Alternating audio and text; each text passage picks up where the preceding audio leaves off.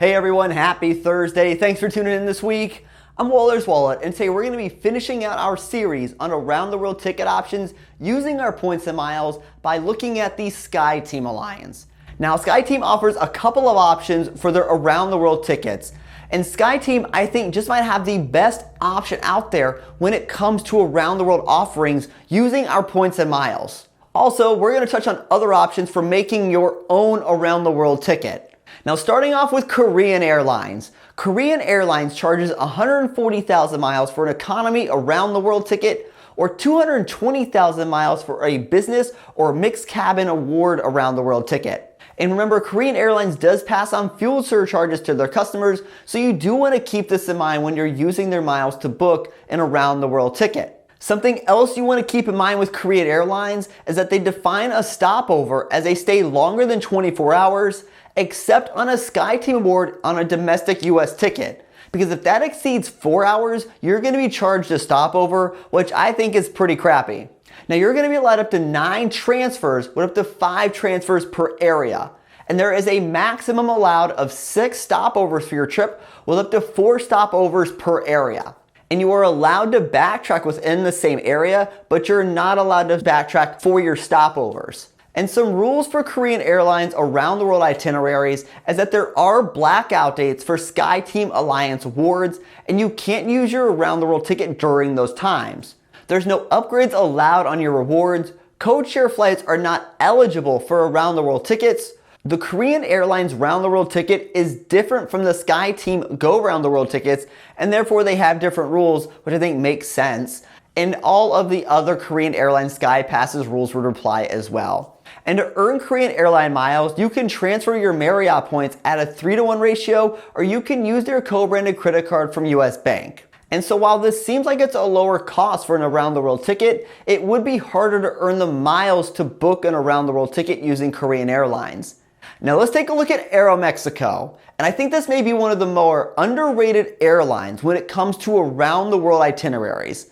And that's because for the price of 224,000 points in coach, or 352,000 points in business class, you can have yourself a 15-stop around the world ticket. And if you could take full advantage of this deal, that's like paying about 15,000 miles per segment in coach class, or just about 23,500 miles per segment in business class, which I think both are a pretty fantastic value. Now, you're going to need to call in and book this ticket since it's not bookable online.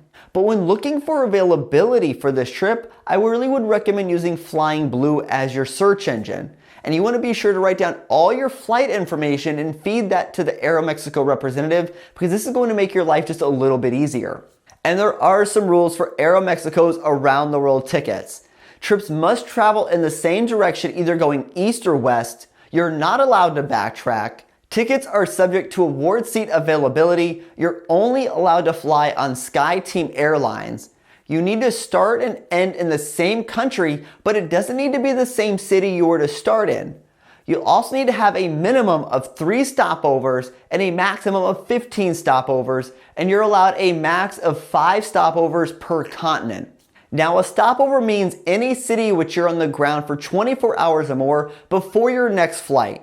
The city you start and end in for your around the world ticket do not count as stopovers, and flights between stopovers must be scheduled for direct or for immediate connections.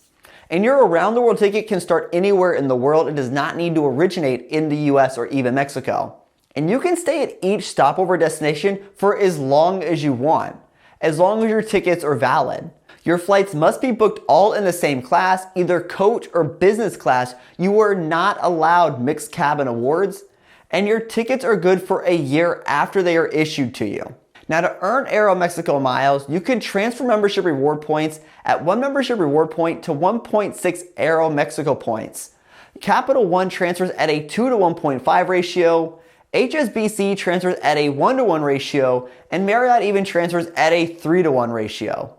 And if you remember, American Express recently had a 25% bonus on the points you transferred from American Express to Aeromexico. So this option would have been even a better value had you transferred your membership reward points over to Aeromexico at that time. Now, for Skyteam, I think Aeromexico is by far one of the better options out there. And while Korean Airline is a great airline, their miles have really become harder to earn after they left the Ultimate Reward transfer team. Now you have more ways to earn Aeromexico points, and even more stopovers are allowed. And I think Aeromexico is probably one of the best airline options when it comes to redeeming our points for around the world itineraries. Unfortunately though, Aeromexico will pass on fuel surcharges to their customers.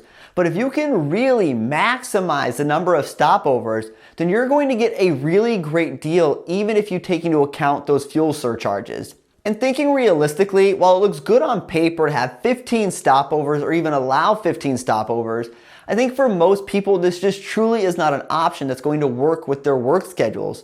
But 15 stopovers is almost double what you'll receive from ANA, which receives a lot of attention. And really, I think it's hard to argue with the value you can receive from Aeromexico. Now let's take a look at making your own around the world ticket. Now one thing if you notice when looking through all these different reward programs for their around the world tickets is potentially their lack of flexibility with blackout dates or even a long list of restrictions that you have to abide by. Which for some of you might be doable, but if you're a free agent, you can piece together your own around the world tickets. And that means you can make them however you want. You aren't restricted to the same rules as some of the other around the world tickets. And you can do this by piecing together one-way tickets or even nesting benefits like the United Excursionist perk. And this option might not only give you more flexibility, but could potentially cost you fewer miles than using an Alliance around the world ticket.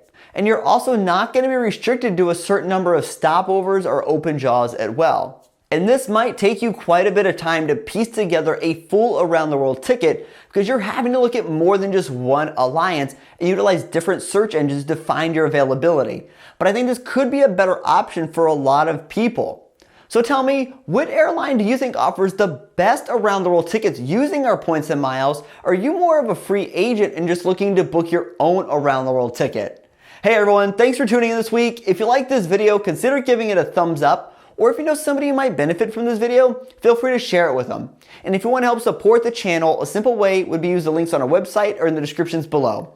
Remember, I post new videos every Thursday, so if you like learning about credit cards, points, miles, cashback, or just flat out traveling for less, consider hitting the subscribe button down below. And I'll see y'all next week. Safe travels and take care.